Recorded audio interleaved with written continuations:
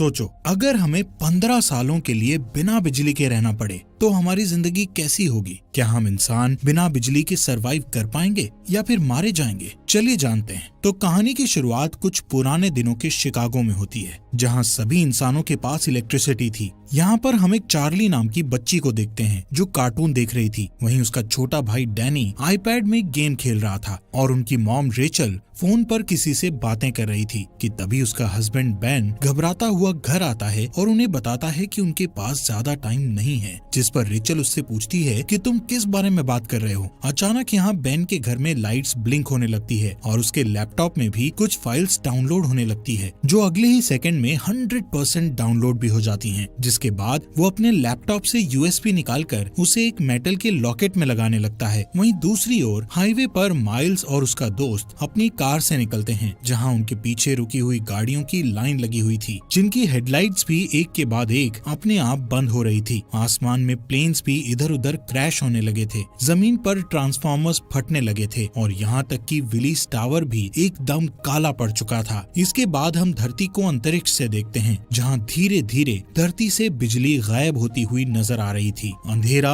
USA के north से होते हुए ईस्ट और साउथ में फैलता चला जा रहा था और चारों तरफ ऐसा समा हो गया था कि बिल्कुल कैंडल लाइट डिनर का माहौल था। लेकिन आज की जनरेशन यानी कि जेन जी के लिए इंटरनेट ना होने का मतलब है कयामत का आ जाना। इसके बाद हमें एक स्टोरी सुनाई जाती है, जिससे हमें पता चलता है कि उस ब्लैकआउट डे को 15 साल से ज्यादा हो गए हैं। ब्लैकआउट डे के बाद इलेक्ट्रिसिटी वापस आई ही नहीं, जिस वजह से इलेक्ट्रिसिटी से चलने वाली सभी चीजें बेकार हो गई थी। यहाँ तक कि लोगों के कार इंजन्स, जेट टर्बाइन्स और जरा सी बैटरीज भी बिल्कुल खराब हो गई थी। इन सब चीजों की वजह से बड़े पैमाने पर सभी के हालात बहुत खराब हुए। बीमारी बढ़ी लेकिन दवाइयाँ नहीं मिली, आग लगी लेकिन आग बुझाने वाली गाड़ियाँ नहीं थी, फैक्ट्रीज थी लेकिन वहाँ खाने के लिए कुछ नहीं था और सभी लोग हाथ से काम कर रहे थे। जिसके बाद जल्द ही सरकारें गिरने लगी और मिलिटियास बढ़ने लगी थी। ब्लैकआउट के बाद यूनाइटेड स्टेट्स 6 भागों में बंट चुका था, जो कि द मोनरो रिपब्लिक,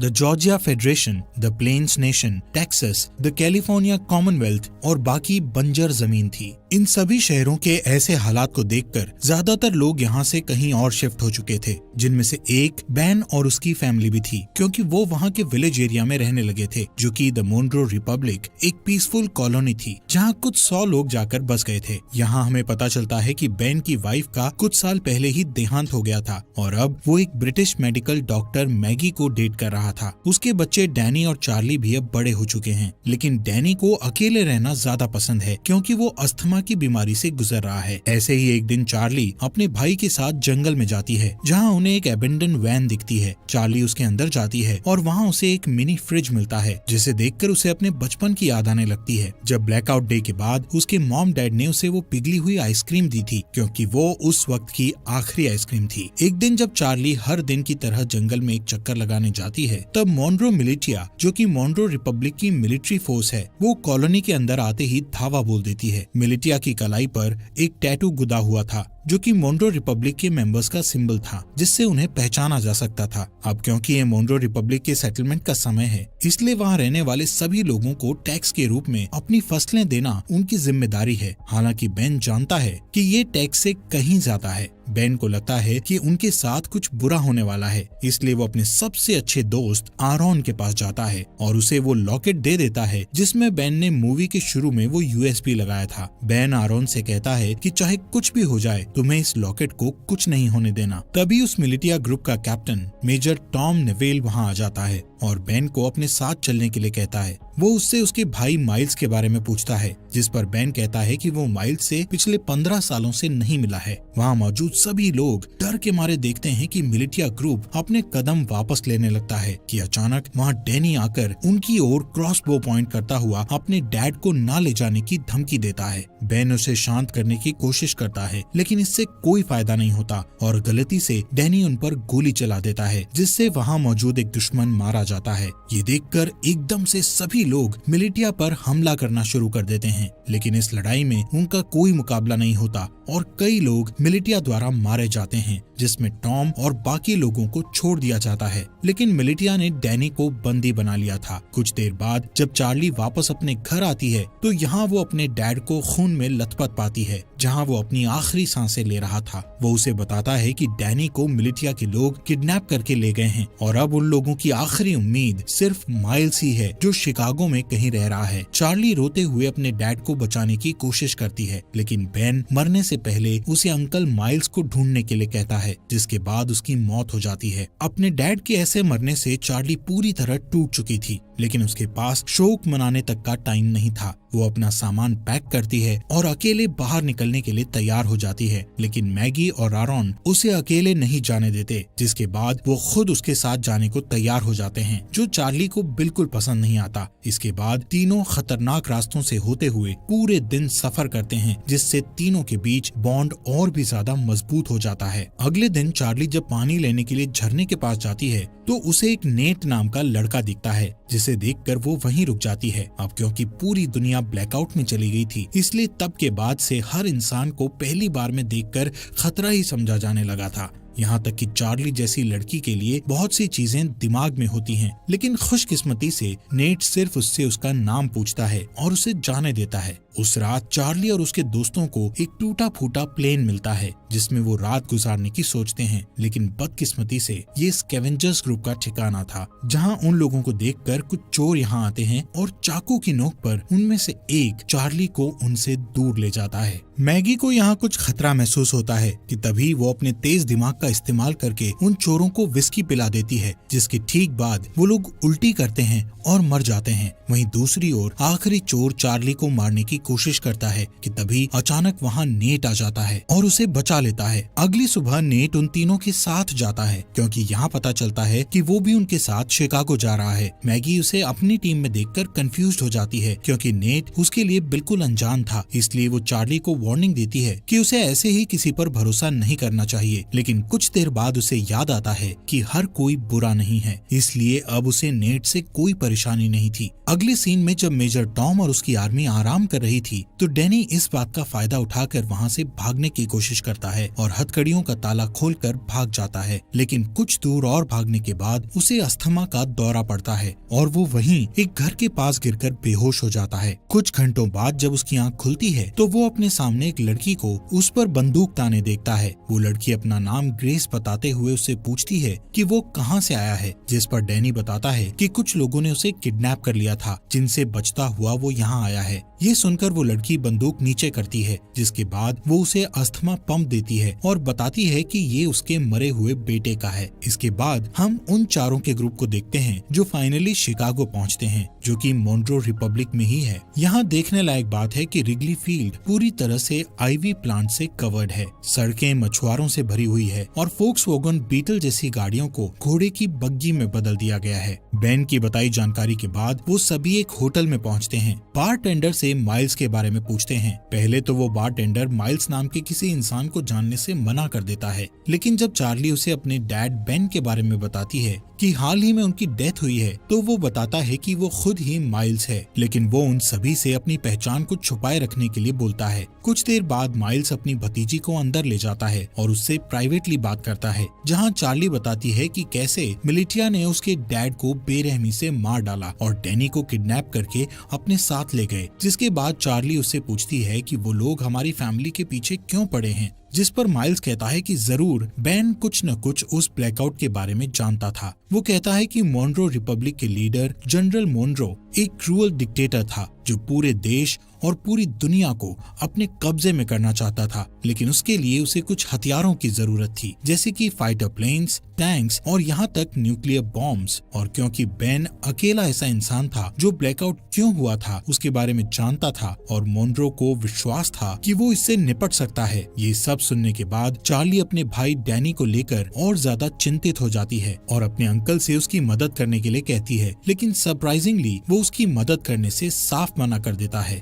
क्योंकि उसका मानना था कि ये काम बहुत रिस्की है और वो इस काम को करने के लायक नहीं है, जिससे नाराज होकर चार्ली वापस अपने ग्रुप के पास जाने के लिए तैयार हो जाती है। उसे परेशान देखकर नेट माइल्स के पास बिल्कुल लड़ने के मूड में जाता है, लेकिन तभी माइल्स नेट का हाथ पकड़कर उठता है, जहां पता चलता है कि नेट भी मॉन्रो मिलिटिया का मेंबर है और वो चार्ली और उसके दोस्तों के साथ मिलकर माइल्स तक पहुंचना चाहता था। ये जानकर हर कोई हैरान हो जाता है, लेकिन इससे पहले कि वो कुछ कर पाते नेट वहां से भाग जाता है। अब मिलिटिया को उनकी लोकेशन का पता होने के बावजूद भी माइल्स अपनी जगह को छोड़ने से मना कर देता है, क्योंकि उसका मानना था कि वो अकेला ही पूरी फौज का सामना कर सकता है। चार्ली और बाकी लोग भी माइल्स की मदद करने को तैयार थे, लेकिन माइल्स गुस्से में उन पर चिल्लाते हुए उन्हें यहाँ से दूर जाने के लिए कहता है। कुछ ही देर बाद नेट अपने साथ बहुत सारे आर्मी सेना को लेकर माइल्स से लड़ने आता है, लेकिन इतने सैनिक होने के बावजूद भी माइल्स सभी से बड़ी सफाई से तलवारों का इस्तेमाल करके लड़ता है और एक एक करके सबको मार देता है। जिसके बाद वहाँ चार्ली और उसके दोस्त वापस आ जाते हैं और माइल्स के साथ लड़ाई में शामिल हो जाते हैं। इसी बीच मिलिटिया का एक आदमी चार्ली को जान से मारने की कोशिश करता है, लेकिन अचानक से तभी नेट आकर उस आदमी को मार गिराता है। थोड़ी ही देर बाद माइल्स मिलिटिया के कैप्टन को जान से मारकर लड़ाई खत्म करता है, जिसके बाद वो चार्ली और बाकी लोगों के साथ डैनी को ढूंढने के लिए निकल जाता है, जो सुनकर भी सभी काफी खुश होते हैं। कुछ देर बाद माइल्स को अचानक से उस ब्लैकआउट डे का एक फ्लैशबैक याद आता है और यहाँ से सीन फ्लैशबैक में जाता है, जहाँ सारी दुनिया में अचानक अंधेरा छा जाने के बाद वो अपने दोस्त के साथ कार से बाहर निकलता है और अपने दोस्त के साथ मरीन कॉर्प्स बेस में जाता है, जहाँ हमें पता चलता है कि ये दोनों मरीन पुलिस हैं। यहाँ अंदर जाने के लिए उन्हें अपने हाथ पर बना वो एम नाम का टैटू दिखता है, जिससे पता चलता है कि माइल्स का दोस्त, जिसका नाम सेबेस्टियन मॉन्रो है और वो इस समय मॉन्रो रिपब्लिक का लीडर भी है। वहीं दूसरी ओर मेजर टॉम और उसके आदमी डैनी के फुटप्रिंट्स का पीछा करते हुए ग्रेस के घर तक पहुँचते हैं। डरी हुई ग्रेस डैनी को बचाने की कोशिश करती है, लेकिन जैसे ही टॉम उसे जान से मारने की धमकी देता है, तभी वो पीछे हटती है और टॉम उसके घर में घुसकर डैनी को पकड़ लेता है। उनके जाने के बाद ग्रेस चुपके से बेसमेंट में जाती है और एक लॉकेट निकालती है, जो बिल्कुल आरॉन के लॉकेट जैसा था। जैसे ही वो उसे दबाती है तो अचानक से कमरे में बल्ब चालू हो जाता है। इसके बाद ग्रेस उस लॉकेट को कंप्यूटर में लगाती है और किसी से चैट करना शुरू कर देती है। दूसरी तरफ जो ग्रेस से चैट कर रहा था वो बहुत खुश था कि मिलिटिया को उनके छुपे हुए राज के बारे में नहीं पता चला। यहाँ प्रेजेंट में माइल्स ग्रुप को अपने साथ ही रखता है, जो कि अपनी एक पुरानी साथी को ढूंढ रहा है, जिसका नाम नोरा है, जो एक्सप्लोजिव्स बनाने में माहिर है। माइल्स चार्ली को बताता है कि अगर उन्हें डैनी को बचाना है तो उन्हें नोरा जैसे तेज फाइटर की जरूरत पड़ेगी। यहाँ टैवर्न में अचानक उनके ऊपर कुछ दुश्मन हमला कर देते हैं, लेकिन इस बार भी माइल्स सबको हरा देता है। तभी वो एक आदमी को पकड़ता है और उसका गला घोटते हुए नोरा की लोकेशन पूछता है। यहाँ हमें पता चलता है कि नोरा को भी मिलिटिया ने पकड़ रखा है और इस समय वो मिलिटिया में एक नौकर बनकर रह रही है। उस रात माइल्स अकेले ही बाहर जाने का फैसला करता है, ये कहते हुए कि वहाँ जाना खतरे से खाली नहीं है। जिसके बाद वो रेडी होकर बाकी ग्रुप के लोगों को लॉवेल इंडियाना में अगले 2 वीक बाद मिलने के लिए कहता है। हालांकि अगली सुबह जब मैगी और आरॉन जागते हैं तो उन्हें पता चलता है कि जिद्दी चार्ली भी माइल्स के साथ निकल गई है, जो चीज उन्हें बिल्कुल अच्छी नहीं लगती। अब उनके पास कोई चारा नहीं बचा था, इसलिए आरॉन मैगी को लॉकेट देता है जो कि बेन ने उसे दिया था। वो ये भी बताता है कि बेन ने उन्हें ग्रैंड पार्क में एक लेडी से मिलने के लिए भी कहा था, जो और कोई नहीं बल्कि ग्रेस ही है। हालांकि दोनों अभी भी चार्ली को लेकर चिंतित हैं, लेकिन उन्हें लगता है कि वो ठीक हो जाएगी और इसके बदले वो ग्रेस को ढूंढने के लिए ग्रैंड पार्क जाने लगते हैं। ये दोनों ग्रेस को ढूंढने निकल जाते हैं, जहां इन्हें लगता है कि ग्रेस ही वो की हो सकती है जिससे अर्थ पर इलेक्ट्रिसिटी को वापस लाया जा सकता है। वहीं दूसरी ओर जब मेजर टॉम अपनी सेना को लीड करते हुए अपने अड्डे की ओर जा रहे थे कि तभी अचानक एक गोली चलने की आवाज सुनाई देती है, जो सुनते ही वो लोग अपना रास्ता बदलकर उस गन शॉट की आवाज का पीछा करते हैं, जिसका पीछा करते करते वो लोग एक छोटे से घर तक पहुँचते हैं, जहाँ इन्हें पता चलता है कि इस मॉन्रो रिपब्लिक में आम इंसान अपने पर्सनल बंदूकें और गोला बारूद नहीं रख सकते। इसी वजह से सभी लोग क्रॉसबोज और दूसरे हथियारों का इस्तेमाल करते हैं। इसी के चलते मेजर टॉम उस घर के मालिक को धमकी देता है कि वो अपने घर के सभी हथियारों को उन्हें दे दे। उस आदमी को लगता है कि वो हथियार देने के बाद भी मारा जाएगा, इसलिए वो अपने घर से एक बंदूक निकालकर बाहर खड़े एक आदमी को गोली मार देता है कि तभी मेजर टॉम उस आदमी को गोली मारकर उड़ा देता है। इन सब चीजों के बाद हम वहीं डरे हुए डैनी को देखते हैं। अगले सीन में मिलिटिया के अड्डे पर हमें फॉर्मली जनरल मॉन्ड्रो से मिलवाया जाता है, जिसका हाथ इन सभी बुरी चीजों में है। मॉन्ड्रो वहाँ मौजूद एक आदमी से अपने हथियारों के बारे में पूछता है, लेकिन जब वो डरा हुआ आदमी उसका कोई जवाब नहीं देता तो वो उसे बेरहमी से जान से मार देता है। जिसके बाद वो दूसरे रूम में अपने एक दूसरे वर्कर के पास जाता है, जहाँ हमें पता चलता है कि ये बेन की वाइफ रेचल है, जिसे हम मरा हुआ मानते हैं। यहाँ मॉन्ड्रो रेचल को बताता है कि बेन मर चुका है और ये सुनकर रेचल बहुत परेशान हो जाती है। इस दौरान चार्ली पूरे दिन जंगल में घूमती हुई आखिर में अपने अंकल को ढूंढती है, जहां माइल्स उससे गुस्सा था क्योंकि उसने उसकी बात नहीं सुनी थी। लेकिन जब चार्ली बताती है कि उसके भाई को अस्थमा का दौरा पड़ता है तो वो शांत हो जाता है। कुछ देर बाद उन्हें ढेर सारे मजदूर दिखते हैं जो हाथों से हेलीकॉप्टर को खींचकर ले जा रहे थे। यहाँ पता चलता है कि जनरल मॉन्ड्रो को विश्वास है कि एक दिन इलेक्ट्रिसिटी जरूर आएगी और उस दिन के लिए वो खुद को तैयार करना अभी से शुरू कर देता है। इन सभी मजदूरों में माइल्स नोरा को भी देखता है और चार्ली से कहता है कि उसे इतने सारे लोगों में से बचाना मुश्किल होगा, क्योंकि यहाँ कई सारे गार्ड्स के पास स्नाइपर राइफल भी हैं। लेकिन माइल्स अपने दोस्त को हर हालत में बचाना चाहता है। वो नोरा को बचाने का प्लान बनाते हुए रात होने का इंतजार करता है और जैसे ही रात होती है तो सबसे पहले चार्ली डिस्ट्रैक्शन पैदा करती है और वहाँ मौजूद गार्ड्स को भगा देती है। फिर वो वहाँ गार्ड्स के पीछे छुप जाता है और आखिर में नोरा को बचाकर अपने साथ ले जाता है। लेकिन इस बात से नोरा नाराज हो जाती है क्योंकि वो खुद जानबूझकर कैदी बनी हुई थी, क्योंकि उसे उनकी राइफल चुरानी थी। उन स्नाइपर्स के पास ऐसे हथियार हैं जो आम तौर पर मिलना मुश्किल हैं। कुछ देर बाद माइल्स नोरा से कहता है कि उसे अपनी भतीजी को बचाने के लिए उसकी मदद चाहिए, जिसके लिए वो तुरंत मान जाती है। लेकिन इसके बदले वो उससे स्नाइपर से राइफल चुराने में मदद मांगती है। माइल्स को ये मुश्किल लगता है, लेकिन इस समय उसके पास नोरा की बात मानने के अलावा कोई चारा नहीं था। थोड़ी देर बाद वो तीनों पास की एक झोपड़ी में जाते हैं, जहाँ वो तीनों डैनी को बचाने की प्लानिंग करते हैं। बारूद का यूज करके नोरा एक टेम्पररी हथियार बनाती है, जिसका इस्तेमाल वो उन स्नाइपर्स वाले गार्ड को मारने के लिए करेंगे। लेकिन एक दिक्कत ये है कि इस हथियार का असर सिर्फ कुछ मीटर्स तक ही रहेगा, जिसका मतलब हुआ कि उनमें से किसी एक को गार्ड के पास जाकर उन्हें गोली मारनी होगी। वो लोग प्लान करते हैं कि माइल्स और नोरा आसानी से उनकी पकड़ में आ जाएंगे, लेकिन चार्ली उनका आखिरी ऑप्शन होगा। यहाँ से जाने से पहले माइल्स उनसे कहता है कि जैसे ही वो सभी गार्ड्स मर जाएंगे तो वो सभी पहरेदारों को निकाल लेंगे। कुछ ही देर बाद चार्ली अपने हथियार को स्लीव्स के अंदर छुपाती है और एक खोया हुआ इंसान होने का नाटक करती हुई पहरेदारों के पास जाती है, जिसके बाद वो तुरंत हथियार लेकर गार्ड्स के पास जाती है और तुरंत उन्हें मार देती है। इससे पहले कि बाकी गार्ड्स कुछ कर पाते, वहाँ नोरा और माइल्स आकर उन पर हमला कर देते हैं। इस लड़ाई के बाद जब वो लोग सभी मजदूरों को आजाद कर रहे थे तो नोरा ये रिवील करती है कि उसने अपने रेबल के लिए स्नाइपर चोरी की थी। वहाँ ग्रैंड पार्क में जब ग्रेस अपने कंप्यूटर पर टाइप कर रही होती है, तभी कोई आदमी उसके घर में घुसकर उसके सामने आता है। उस आदमी के पास भी सेम वही लॉकेट था जो उसकी टेजर स्टिक एनर्जी छोड़ रहा था। दूसरी ओर माइल्स नोरा को रेबल का साथ छोड़ने के लिए मनाने की पूरी कोशिश करता है, लेकिन वो मना कर देती है। यहाँ हमें पता चलता है कि पहले ये दोनों कपल थे, लेकिन ब्लैकआउट के बाद उन्हें ब्रेकअप करना पड़ा। ऐसे ही कुछ देर बाद वो दोनों रेबल के ठिकाने पर पहुँच जाते हैं, जहाँ उन्हें एक पादरी मिलता है। पादरी खुश था कि नोरा स्नाइपर गन लेकर आई है, लेकिन बुरी खबर ये थी कि उनकी सेना पर अभी भी लगातार हमला किया जा रहा है। जब ग्रुप ठिकाने पर पहुंचता है तो उन्हें अंदर कुछ घायल आदमी बैठे मिलते हैं। पादरी यहाँ ये भी बताता है कि इन सभी आदमियों में से एक आदमी गायब है, जो सुनकर माइल्स तुरंत सभी को ये जगह छोड़ने के लिए कहता है, क्योंकि उसका मानना है कि मिलिटिया उसके आदमियों से पूछताछ कर रही है और इस जगह से भागने का यही सही समय है। नोरा इस बात के लिए मान जाती है, लेकिन उससे 30 मिनट मांगती है, क्योंकि वो घायल आदमियों को ठीक करना चाहती थी। बदकिस्मती से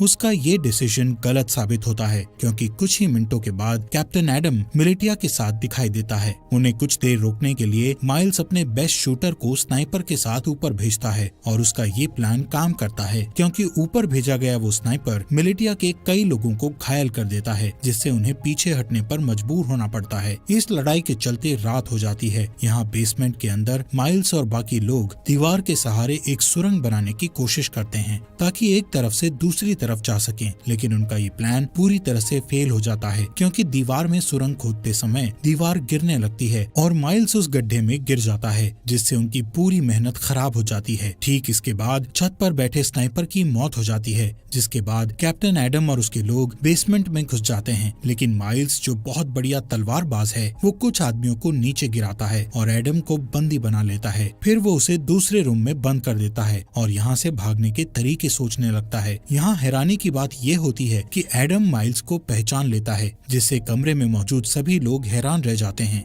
ये देखकर चार्ली उनसे पूछती है, तुम एक दूसरे को कैसे जानते हो? यहाँ कहानी एक अलग मोड़ लेती है, जहाँ एडम ये रिवील करता है कि पहले माइल्स जनरल मुनरो का राइट हैंड था। यहाँ तक कि माइल्स वो इंसान है जिसने मिलिटिया को लड़ना सिखाकर इतना खतरनाक बनाया है। लेकिन इतना रिवील होने के बावजूद भी माइल्स उन्हें मारने पर अपना फोकस रखता है। माइल्स उनके सामने एक डील रखता है जिसमें वो खुद को मुनरो मिलिटिया के सामने सरेंडर करेगा, लेकिन उसके बदले में उसके ग्रुप के किसी भी इंसान को कोई नुकसान नहीं पहुंचाया जाएगा। किसी वजह से एडम ये डील एक्सेप्ट कर लेता है। हो सकता है उसे अपनी जान की परवाह हो इसलिए। खैर, इसके बाद जल्द ही माइल्स को मुनरो मिलिटिया ले जाया जाता है। यहाँ से सीन फ्लैशबैक में जाता है, जहाँ हम ब्लैकआउट के 2 वीक बाद का सीन देखते हैं, जब माइल्स अपने भाई को ढूंढने के लिए शिकागो आया था और उसका सबसे अच्छा दोस्त मुनरो भी उसके साथ था। वहीं रास्ते में उन्हें 2 आदमी मिलते हैं, जिनमें से एक आदमी दूसरे को बहुत बुरी तरह पीट रहा था। एक अच्छा इंसान होने के नाते माइल्स उनके पास जाता है और अपनी बंदूक निकालकर उनमें से एक को गोली मार देता है।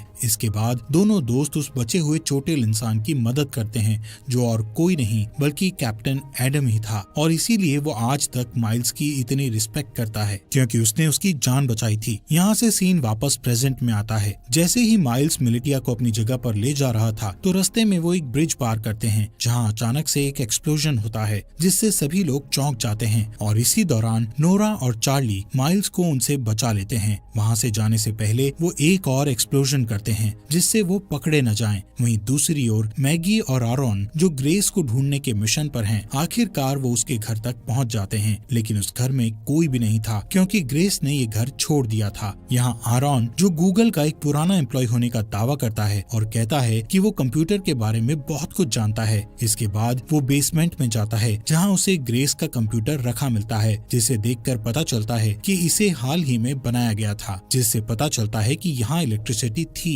हालांकि जब वो कई घंटों तक कंप्यूटर की जांच पड़ताल करता है, तो उसे वहाँ कोई सुराग नहीं मिलता। आरोन थक जाता है और ऊपर जाकर वो कंप्यूटर मैगी को दिखाता है। तभी उसका लॉकेट चमकने लगता है और पास में रखे हेडफोन में गाना बजना शुरू हो जाता है, जहाँ मैगी के आईफोन में जान सी आ जाती है, जिसकी वजह से वो कई सालों बाद अपने बच्चों को देखती है। एवोल्यूशन वेब सीरीज आपको यहाँ तक कैसी लगी? इस सीरीज के नेक्स्ट एपिसोड लाएं या नहीं, कमेंट बॉक्स में हमें जरूर बताएं।